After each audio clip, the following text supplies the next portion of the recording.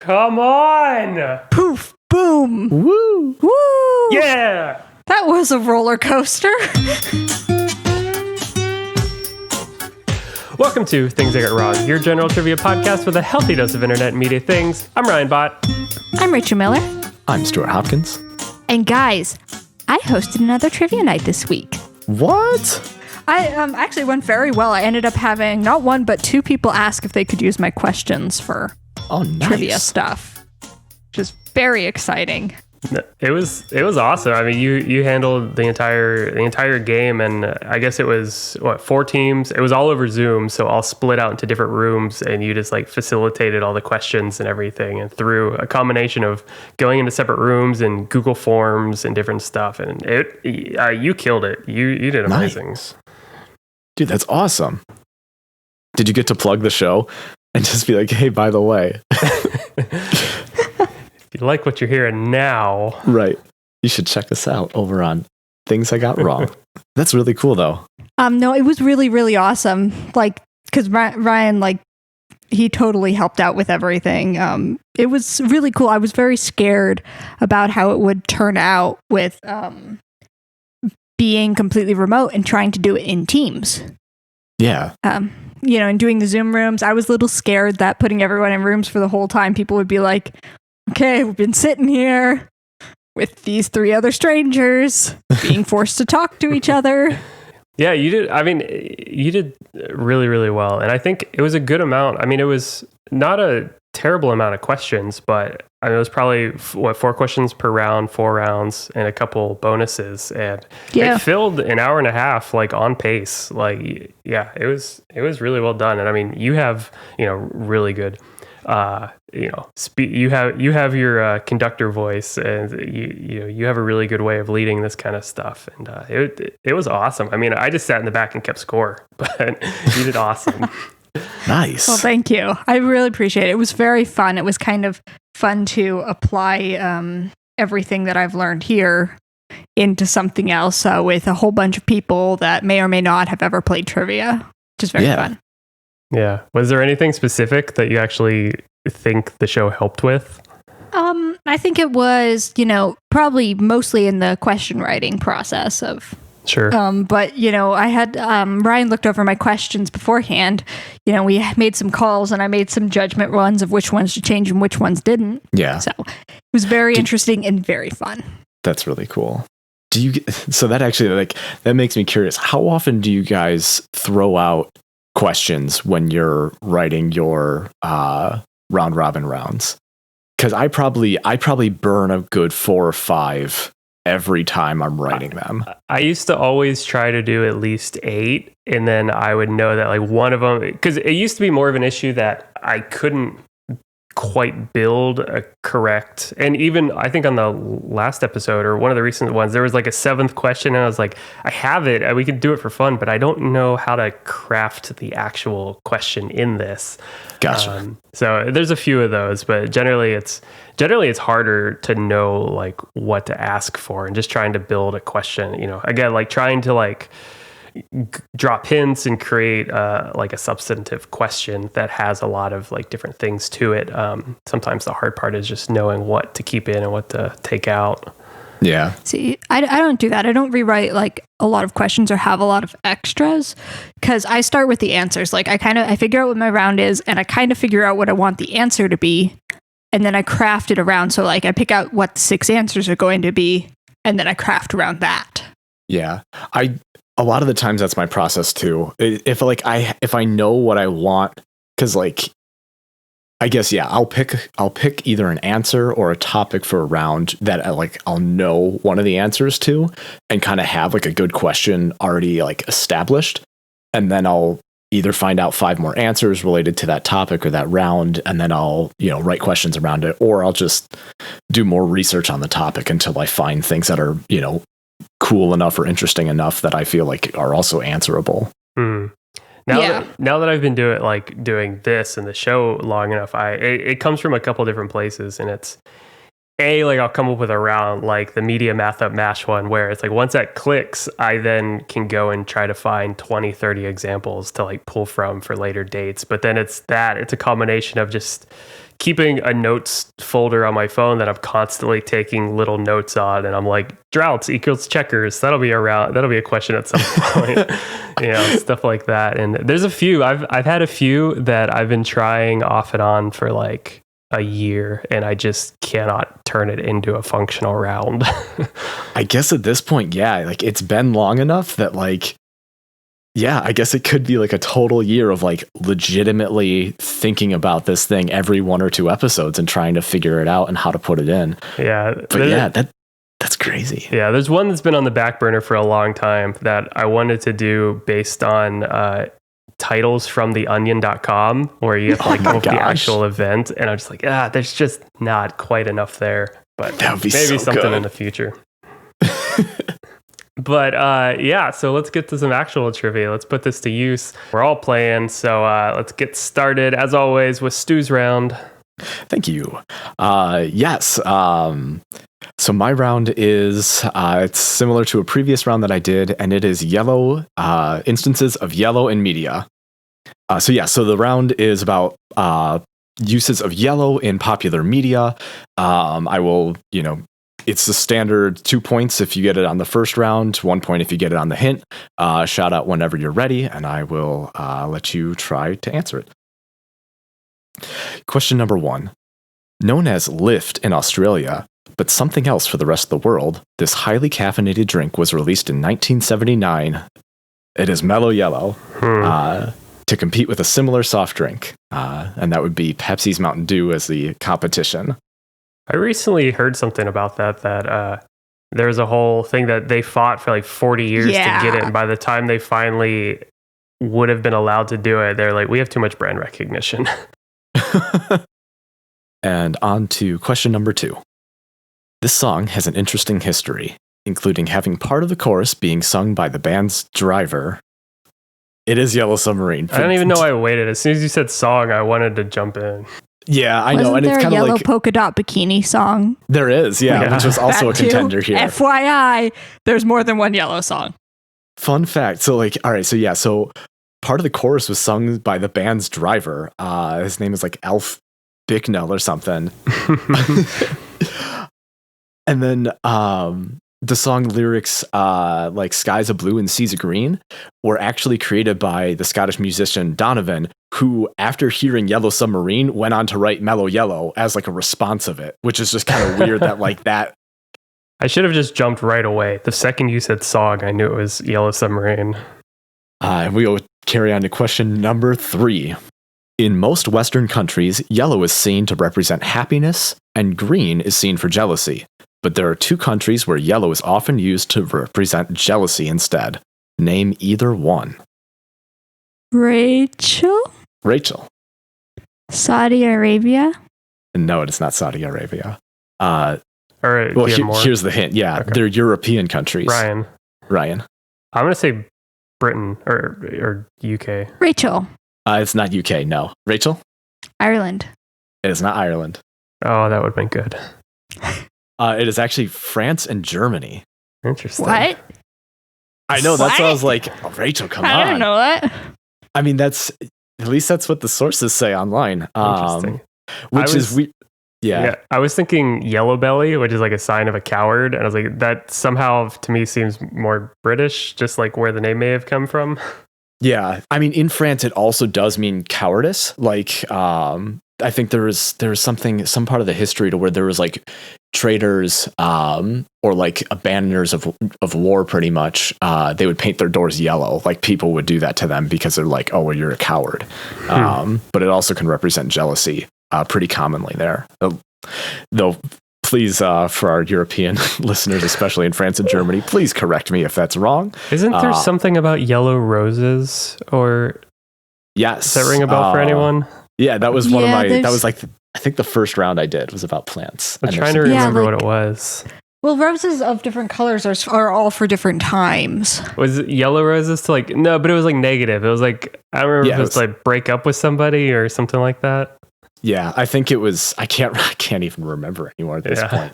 Yeah, it was something to do with like, not loving them anymore, or like, if you know that they're having an affair or like you're having an affair, like I don't remember what it is. But it's definitely not good. Yeah. We need to have a talk. Here's 12 yellow roses. Right. I'm so confused. I don't get the reference. Dude, could you imagine a relationship where you only communicate with like the language of rose colors? Like, gosh. I'm somehow okay with that. I mean, yeah, it's just like a bunch of pretty roses everywhere, but like, oh my god. Cool. No points on that one.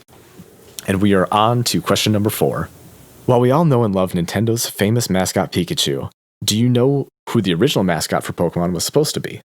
Ryan. I'm between two, but I'm going to say Charmander. It was not Charmander, no. Rachel? Charizard? Charizard? It was not Charizard. Here's your hint.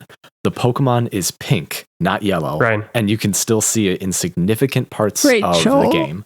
Ryan. Crap, now I have to think about it. Rachel.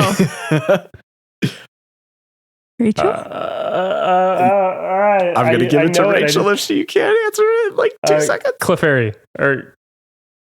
Yeah. Yeah! Boo, I had that and I didn't have to think about it. Oh, man. Boo. That would be 1 point to Ryan, but yeah, it was Clefairy. And that's actually why in the intro of the games, you see Clefairy battling Gengar. Yeah. Yeah, it was supposed to kind of be that, like Clefairy, or it might be Clefable. But regardless, yeah, Clefairy was supposed to be Ash's, like original Pokemon. That was supposed to kind of be their mascot and everything. Interesting. So Clefairy is the healing, where like Jigglypuff is the sleep, like the entranced one. Yeah, Clefairy is like psychic abilities and stuff. But she's they are found in Mount Moon. It's the one in all the hospitals, right? No, that's Chansey. That's Chansey, that's right. Yeah, one of the few pink Pokemon.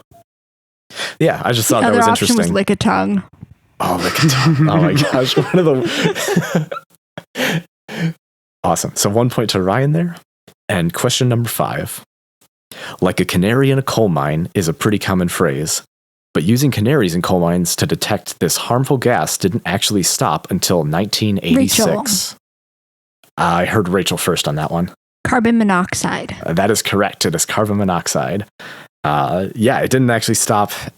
They didn't stop using them until 1986. I think Britain was the last one to stop doing it, and they still had to like phase out the 200 canaries that they had. Like, jeez. I know. Like, dude, you can't just lay off that many canaries. It's a serious problem. Wait, so were they actually effective? Yeah. Okay.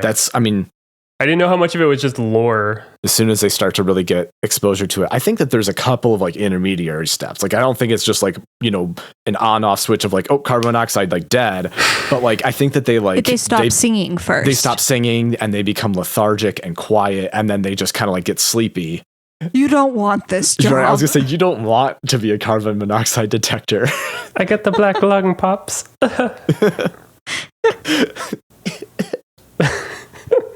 Merman. It's such a good movie. All right, 2 points to Rachel. And question number 6, the final question of the round. Name the Quentin Tarantino film and actress who sports a yellow jumpsuit and brandishes a katana. Yes, the film and actress. Kill Bill 2 is also correct. Yes, that is also correct as well. I would have accepted either answer. I was trying to think of a way to sneak in, like, what is the caloric value of a yellow peanut M&M for Ryan and Rachel, but like, I don't want to know. I don't want to know. Fair. That ends the round. Rachel, you're up next. Okay, guys. I decided to kind of go out there and look at some other very exciting times in history. So, the way this is going to work. This is a very exciting time in history. Hey, if you don't think it's exciting, that's your problem. Anyway, so the way this round is going to work.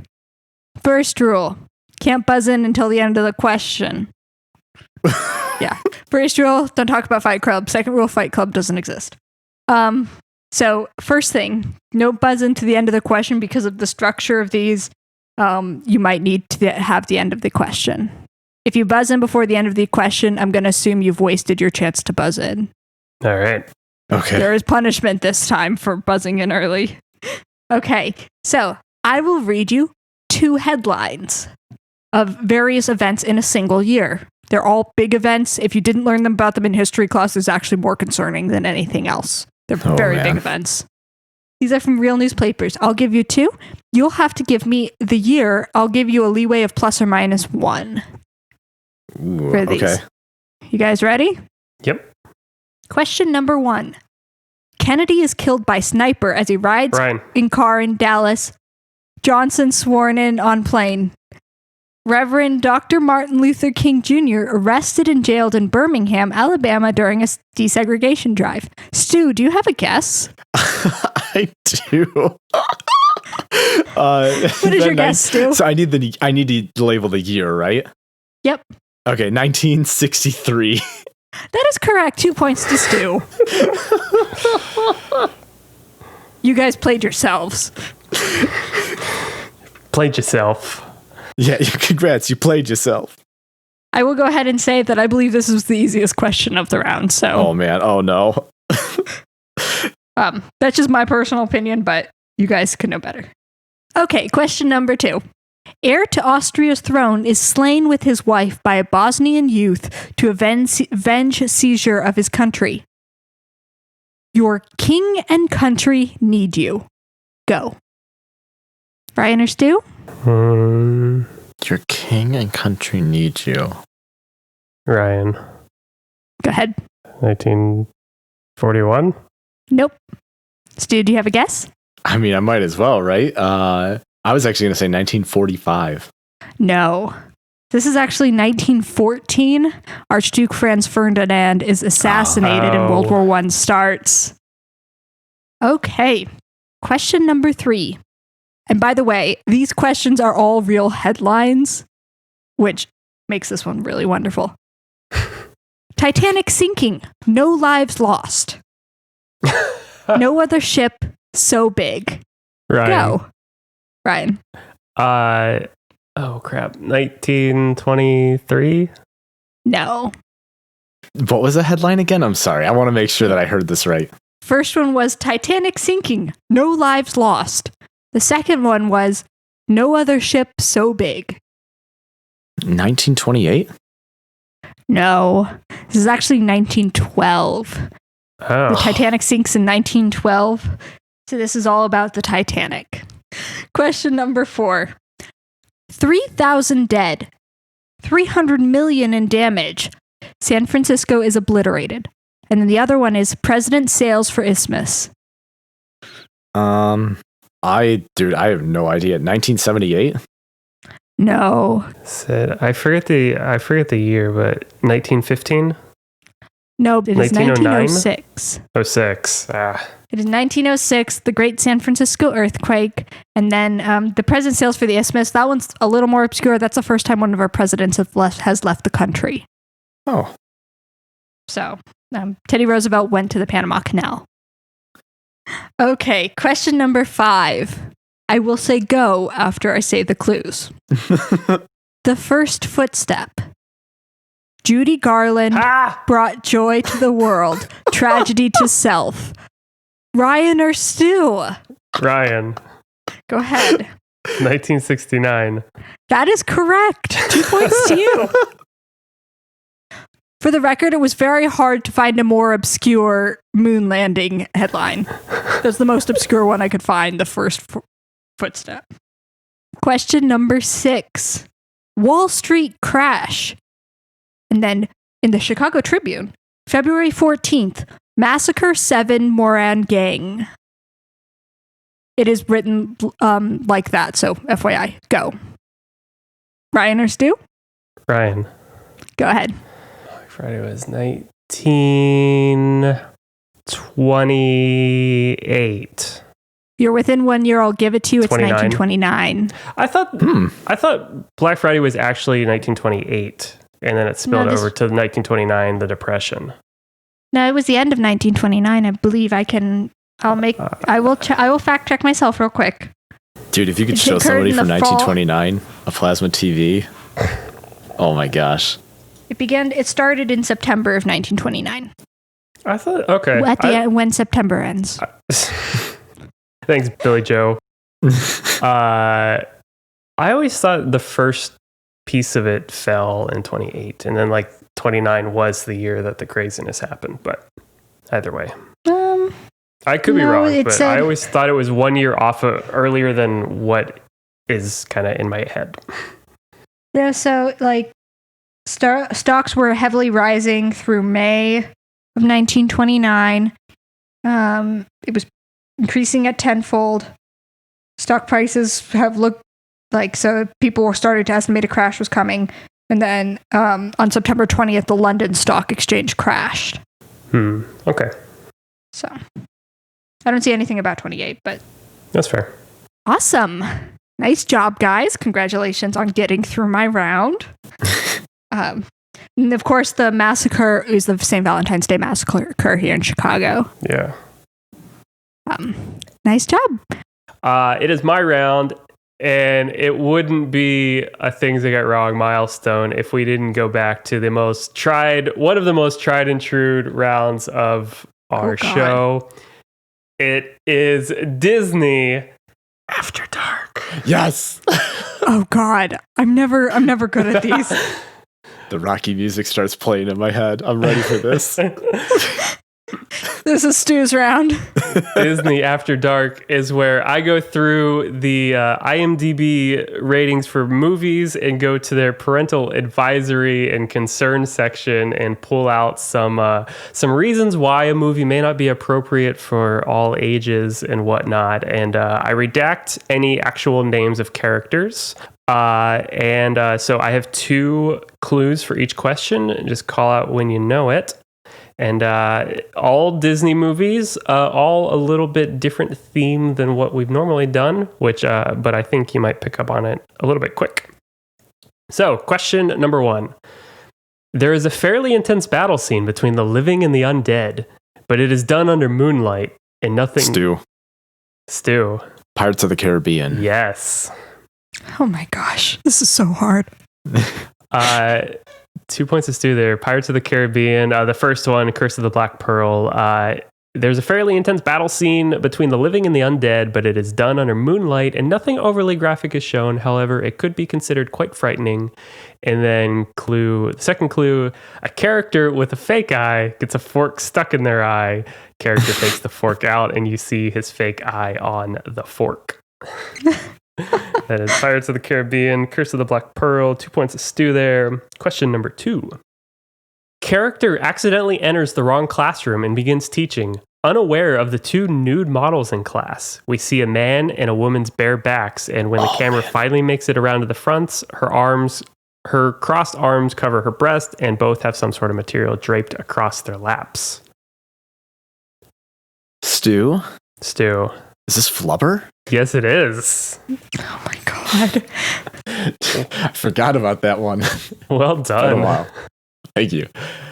Yeah, that one's a long one. But teacher enters class with 2 nude models in class. The second clue is the invention bounces wildly and crashes into walls and breaks chemical bottles. While this is meant to be slapstick and funny, it causes much harm when bowling balls and basketballs also bounce wildly and hit people very hard in the face.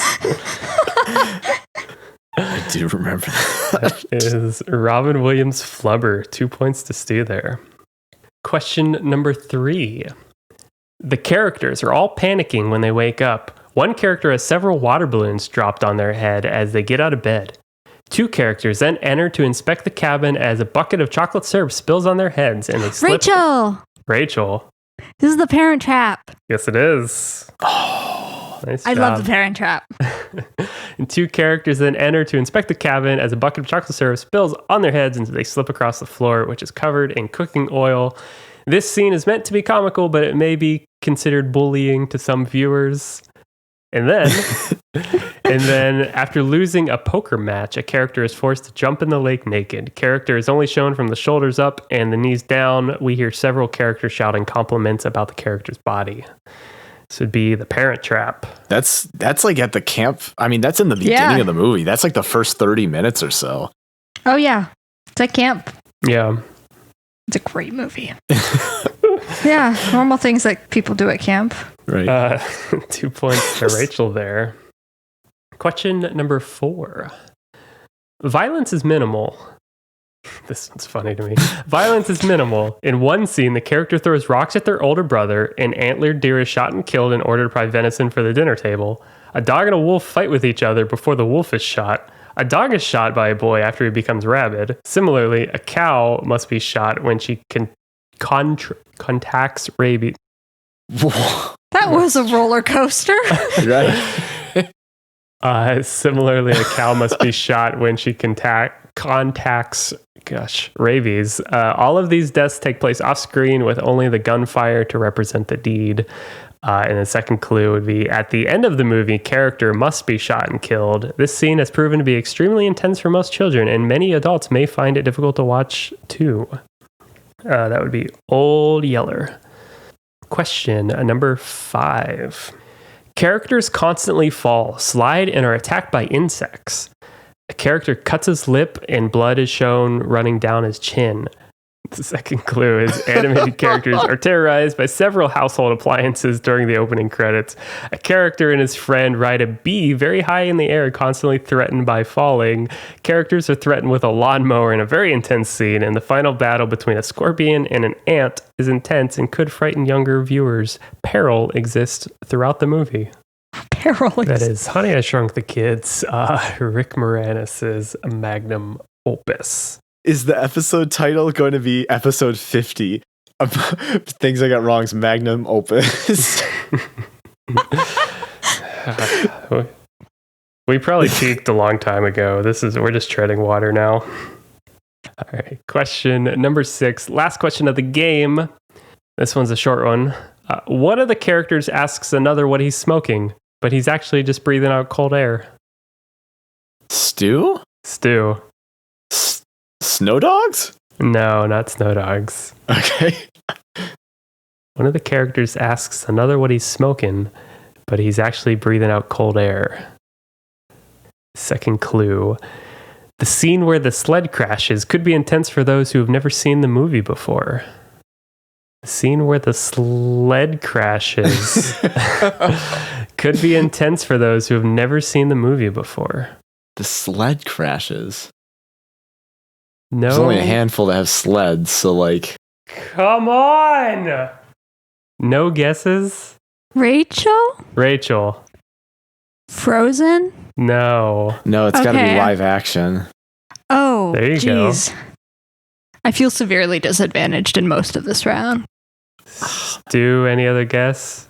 Rachel, I guess, kind of bypassed her. You go first. Rachel may have another guess, but I mean, I honestly don't have anything. Santa Claus is going to be my next guess for it, but... one of the characters asks another what he's smoking, and he says he's actually just breathing cold air. A scene where a sled crashes could be intense for those who have never seen the movie before. Oh, I can't remember the name of the Rachel? movie now. Can I describe it? No. Can you vaguely draw it? Rachel, we've Okay. seen this movie before. We've watched it together. Feel the rhythm. actually haven't seen that Feel many the rhyme. movies. Come on, team. It's bobsled time. Yeah. It's the Jamaican running. movie. Cool running. Okay, that's what I was thinking, but I didn't know the name. Rachel, are we going to go to the Olympics? Yeah. Are you going to be my best friend? Yeah. Are you going to come with me? No. I remember that. All right. Cool Runnings, the classic, the John Candy classic. That was very nice. Nice job. I do my best. Not always accurate, but I do my best. How are you not always accurate? I mean, that's I how don't know. most I'm like historians Wikipedia, work. man. Like, Do you remember that time I threw that entire box of toothpicks on the ground and I counted every one? It's like, yeah, but you got the Yeah. entire answer completely wrong. He's like, yeah, but I was really fast at it. That was really good.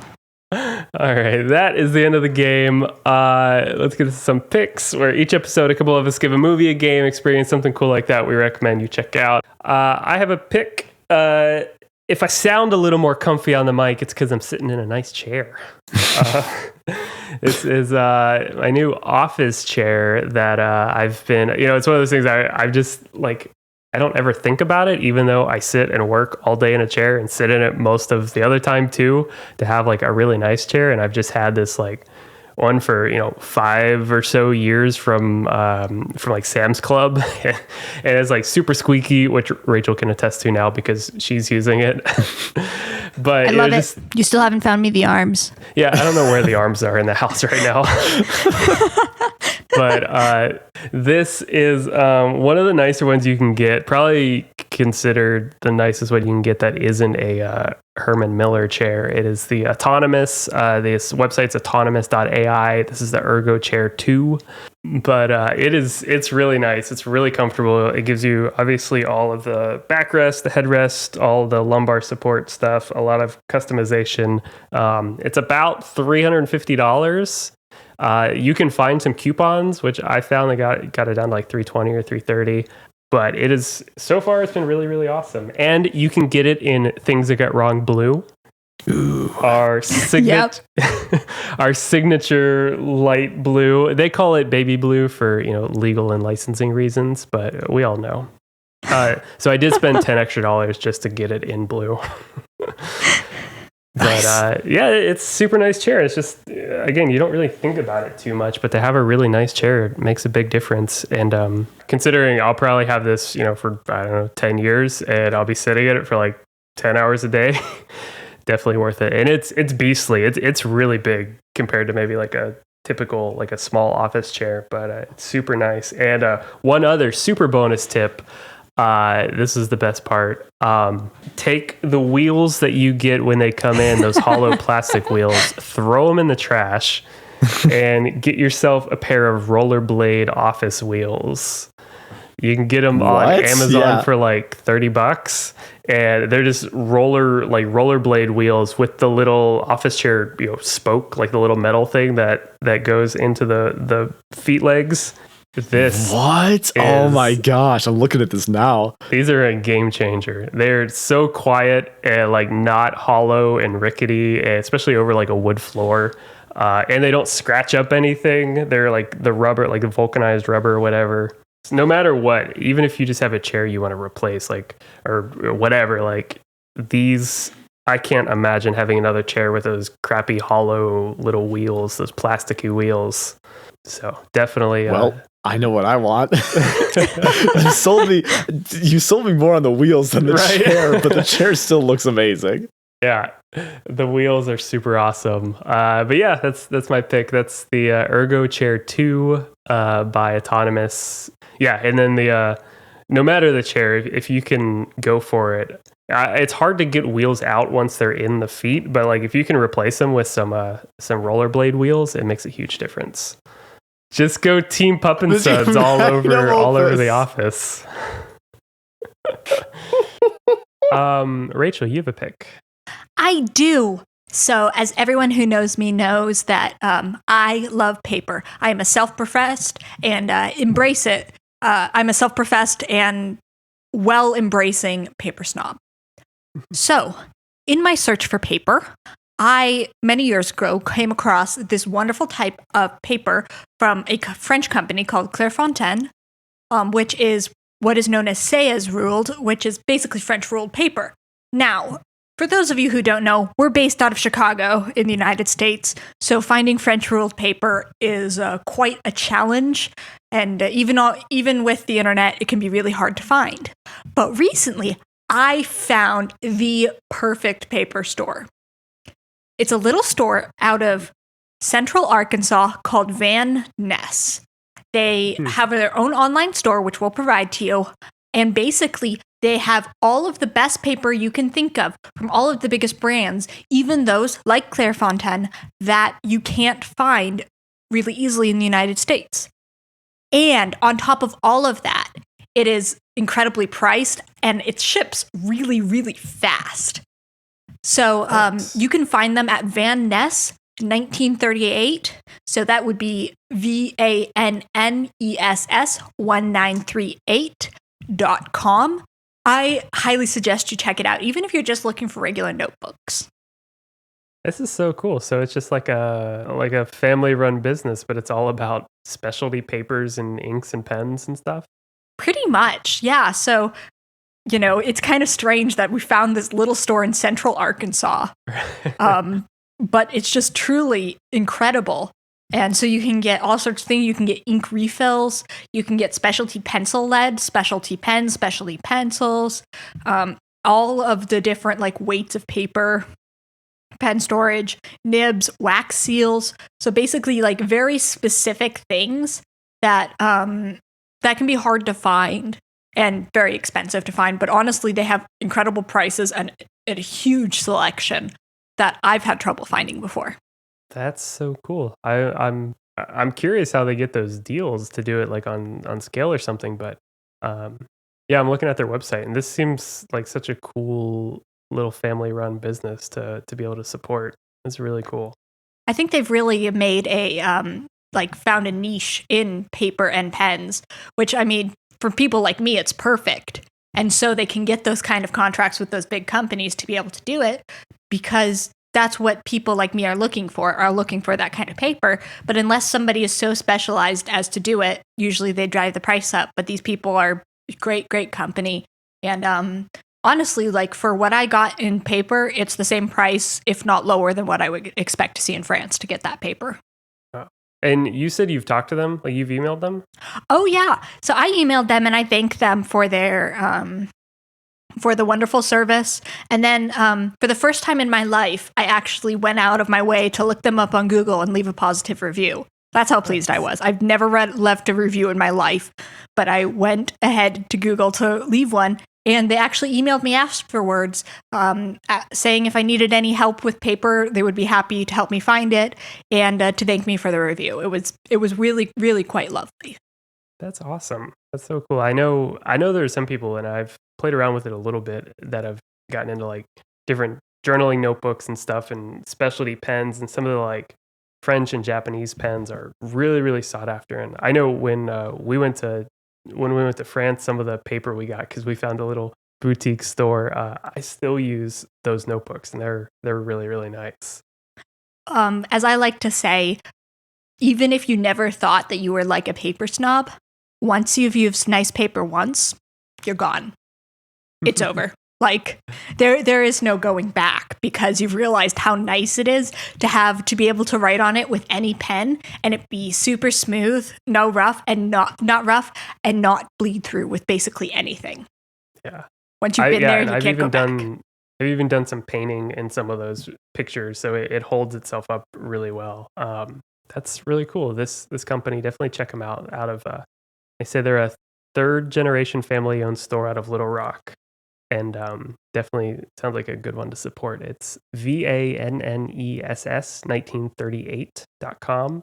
And at least I know they definitely ship in the US. Not sure about global or if it's more cost effective otherwise, but definitely in the US, worth supporting.